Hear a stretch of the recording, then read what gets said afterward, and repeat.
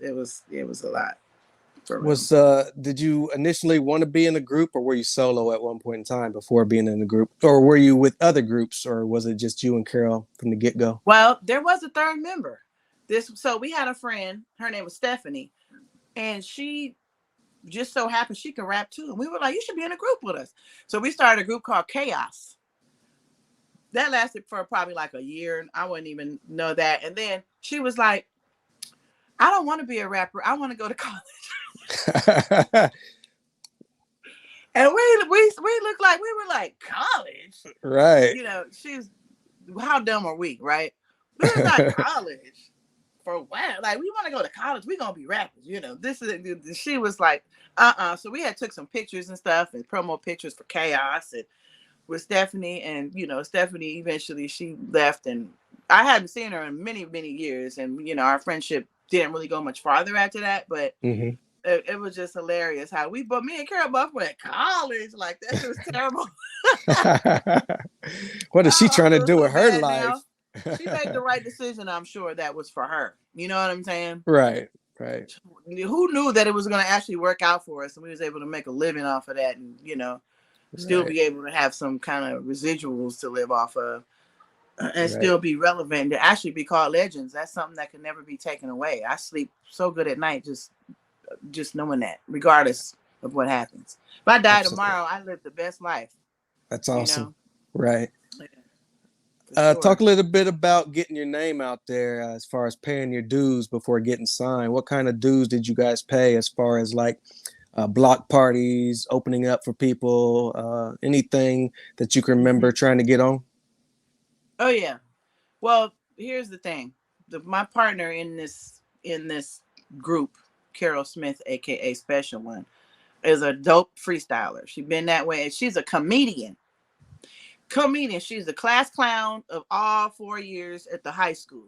Class clown. Like they got pictures of her driving tractors and shit. Like she just was funny as hell. So being able to freestyle and talk about people, that took us very far. But she was also so present. So once, as soon as we walk in the club, she goes straight to the DJ booth. And before I can even say something, she'd be like, CMG. She'd be way up there, on the thing. So just having her, she's the most responsible for everything that we've done. In the Bay, we had a big circle of everybody who's coming up with these independent labels in the early 90s. You had Chris Hicks and the Loonies doing his thing in Paris, and Digital Underground and Hyro and Rapid Forte and everybody. There were so many of us that every time there was a party at the Townsend in the San Francisco, we all ended up in the same place. We all literally came up together. And Mystic, even my sister Mystic, and we just ended up in the ciphers with the boys, and Karryl led that.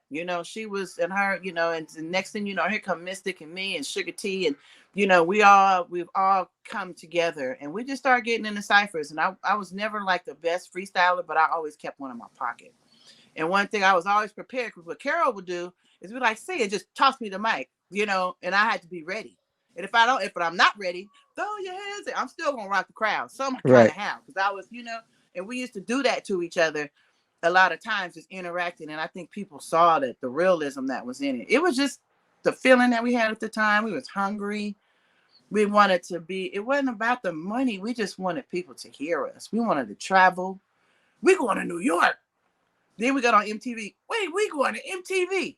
Then we got on BET. We going to BET. Like, we couldn't believe it. Soul Train for me was like one of the biggest things ever. Oh, Like, wow. it was like this big, the little studio. I was like, Right. That's what I always Soul Train, hear. that shit was hella small. Right. But it looked like, but it was some real shit that was going down. And the authenticity of it all is that we just grew up like that. When people say, how did you do that? Well, we didn't put it together. That's the thing. Like I met some women in groups, and they say, well, how they don't get along because they're put together. Right. Me and Karryl have been sisters since we were 11, 12 years old. So I know what not to do without her, and she the loyalty is real. Like sometimes she would hate for me to do a show without her. Like and then so even now when I perform, she still gets her verse on. You know what I'm saying? I make sure with my DJ Mm-hmm. that she's there. Right. Just because that's always and forever. But I don't know, our loyalty and our sisterhood was just so authentic. And we would have disagreements and arguments, and next morning we'd be like, what you doing? Nothing. You want to go get some breakfast? Because we'd be at the hotel, we'd be mad at each other, but we get up and it just goes away. We don't even talk about it. Right. It was just so still. Then half the time we'd be like, I forgot what we was fighting about. You know? Right. Wasn't that important? So yeah. So it was just real authentic. And it's just, right now people sit down and plot and plan on what they want to be. And we never really did that. We knew what we didn't want to be. We was like, well, we're not wearing dresses and skirts because we don't want people to think we want them to know we can stand up with the boys too. So in the 90s, if you notice, Escape, Conscious Daughters, all the women in the 90s, they all had on, bell bottom pants and Hmm. Carhartts and hoodies. And, we was Right. trying to dress hard just to send a message that, we're more than just sex symbols. Right. Then Even here come Lil Boss. Kim. Woo, blew it back out the water. I was like, yes, girl. Then Right. that's when we started getting cute. We was like, okay, it's time to get cute. Throw all that shit away now. These dudes is trying to give. I knew the one time I walked up to a dude, he tried to give me a man handshake. I was like, don't ever in your fucking world. I was like, don't ever in your life do that again. I'm a Right. man, put my hand up. But yeah, so I was happy when we came out with the hair and everything. But it was a sign of the times. We was doing what was Right. happening then, so it wasn't like it was a mimic. It was just something that we was into at the time. Right. Was Paris your first big break? Yeah. Yeah, Paris was our first big break. We did like a couple of shows here and there, and we had like a manager that wasn't really a manager that wanted to be manager. A couple of those. Everybody goes through that, right? Right. But and then they never really made it after that to managerism. But they, you got to go through some people. We still looking for this African dude. I can't remember what his name is, but anyway, he got some master some with I don't know some songs that we was trying to get. Like, where's the dude with the songs? Like, he got some classics. He need to find me and send those to me. But anyway, yeah, we just I lost train of the question. So, but Yeah. Just talk about meeting Paris and how you guys eventually got signed to Scarface Records. yeah, he was our first big opportunity, and we were so excited. So, um, we didn't really know much about Paris. Like, he was this awesome giant that just kind of stayed in his own lane. He wasn't he didn't come out a lot around the circles where we were kind of running with all of us coming up together. He's not a club goer kind of person. So we went to a digital underground album release party, and Paris was there, and we had on these jackets and hats that said "Conscious Daughters." When you can get it pressed at the mall, you just get the jacket and they put it on your back and your hat. And then we had pockets full of cassette tapes because we made them at the radio station. And in Paris, was like when he saw Conscious, it just drew him to us because little did we know he was like Black Panther, Conscious, the dopest black man you would ever want to meet. Cared so much about black women, most talented, this that. I mean, just the full package of everything we ever wanted. But we didn't really know his music. Um, but I knew that one song. I knew "Devil Made Me Do It" Oh yeah. because when I figured out it was him, we were like, okay. But he came over to us. He said, "Conscious Daughters, huh? What's that about?" And then Carol was like, "Bam! This is our tape. You can listen. We had our phone number on there. You write your phone number on there because there was no cell phones, okay?" And so he took the tape and then he called us like a week or two later and said, "I really like this music." And he said, "I'm starting a record label. I would like to sit down and talk to you guys." So he's the genius behind all the music that we've done. His vision of taking us and using us as a vehicle to spread positivity for black women, or so he said, they're perfect, they can spit, let me take what they got and put some of me into that and make it something phenomenal. We had no idea because we came in there with 40 ounces. He don't like that. He got a whole song called 40 Ounces in a Fool. So he was never been with that, but he's not against it. I'm like, he's not a preacher, Right. but he, at some point, he was like, um, let me take that and twist it into something else with the eighth and the glove case and all this kind of stuff. So we basically came to him with the music that we had, and he rewrote some of it and changed it around and added some things. And for each album that we put out, he wanted to have like a message song on there um, that he wrote. So for the first album, the message song was about teenage pregnancy, called Shitty Situation. On the second album, he did a song about AIDS. He wrote a whole song about AIDS, and we delivered that. We know nothing about AIDS. The message, he wrote all that, you know. And then for the third album, it was domestic violence, called All Caught Up.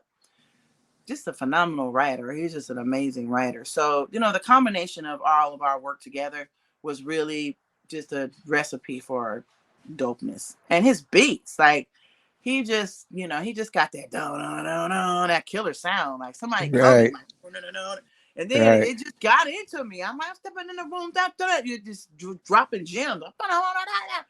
Had so much to say, couldn't wait to get in the studio. And one thing about us is we don't take a long time in the booth, like, because your first 2 or 3 takes is going to be the best ones. Like, the more you do that, we learned that back when we was 13.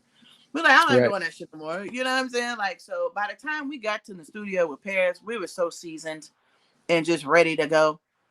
You know, we came to the studio with books full of lyrics just in case, you know, and then oftentimes we'll put stuff together while we're there or, you know, change it or whatever. But the delivery process was just like nothing for us. And I still got it. Like when I go in the studio, my delivery is still there. Thank God. I'm Right. not as hungry, so you know sometimes I be catching myself with the writing, like I got to get back in starvation mode. But No you know doubt. it is what it is. I'm still you know I'm still CMG, and I'm always gonna be you know spitting out shit. So I'm working on some new music right now, and I'm just really kind of sitting back looking at it. But it's gonna drop real soon, and I'm playing a tour in the spring, so this is gonna be fun, fun, fun. Very dope. We're gonna be on Took the a little lookout for while to that. come back around, but guess No what? doubt. You She ain't still got nothing here? but time to do it now. And they No paying doubt. for it, so I know. No doubt. Going Found out I into was worth something. no, no doubt. Going into that debut album, what kind of conversations did you have with Paris, or what advice did he give you while recording your debut album?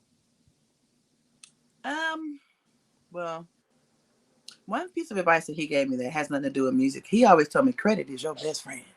Make sure you keep your credit clean. This and that. And thank God I did that because it has helped me so much in life. You know, he's just financial um advice. But mostly he just, you know, he would say things like, well, you know, y'all know they watching.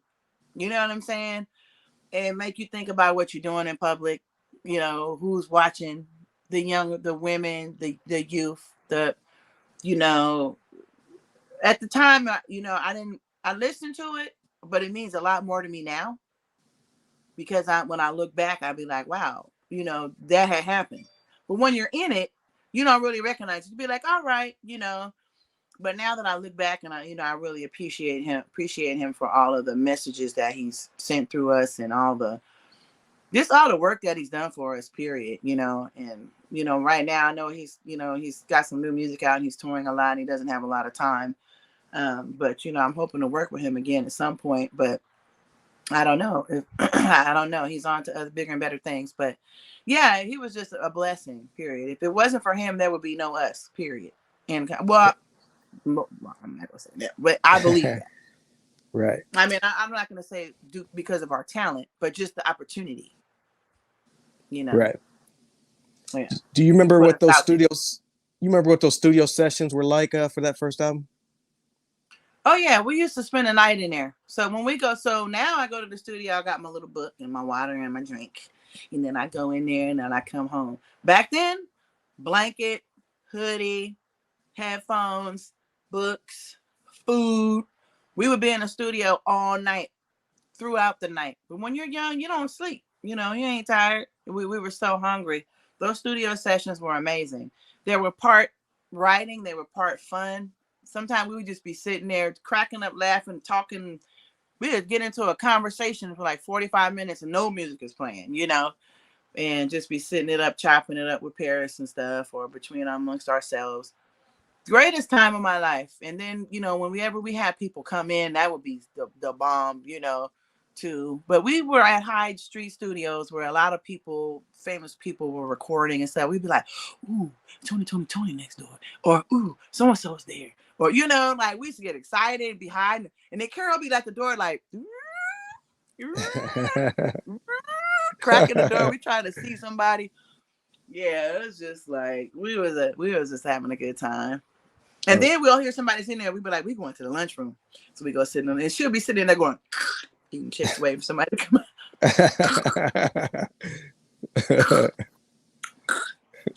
out. Tony in there. So-and-so's in there. So-and-so's in there. But yeah, we used to just be jokesters. That's it.